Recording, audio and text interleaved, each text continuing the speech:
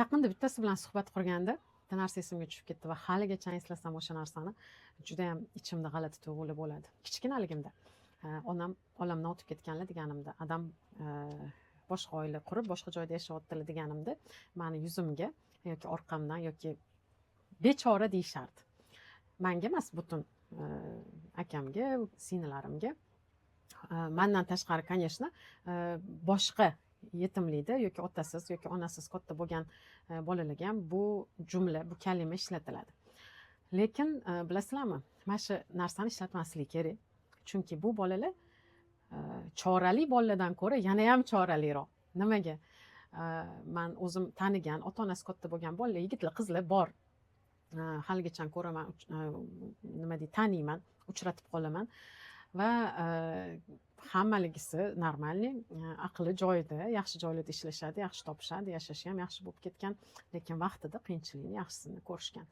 Va biz shunaqa insonlarimizki, payg'ambarimiz sollallohu alayhi vasallam hayotini yashamoqmiz desam ham bo'ladi. Chunki ular ham 6 yoshlarida qip-qizil yetim bo'lib qolganlar.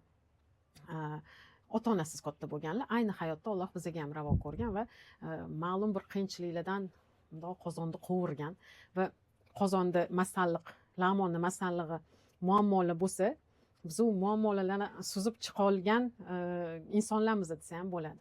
Chunki qovurib olgan demoqchiman bizani Xudoyim. Biz haqiqatda otasiz, onasiz katta bo'lgan qizlar, bolalar chorasizliklarning ichidan chora topib chiqa oladigan insonlarni qatoriga kiramiz deb o'ylayman.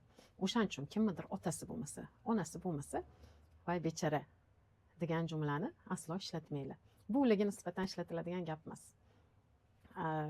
Bitta narsa muammo bo'lib bizani boshimizga tushganda, o'sha muammodan eng chiroyli ravishda, eng chiroyli shaklda, aqlli ravishda hattoki chiqib ketishga harakat qilgan va o'ylaymanki, uddalagan insonlarimiz desam ham bo'ladi.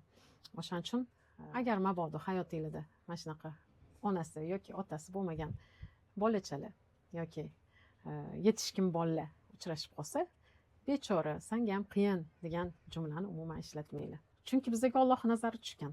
Biz qanaqa qilib bechora bo'lamiz? Biz aslo bechora emasmiz. Biz choralimiz.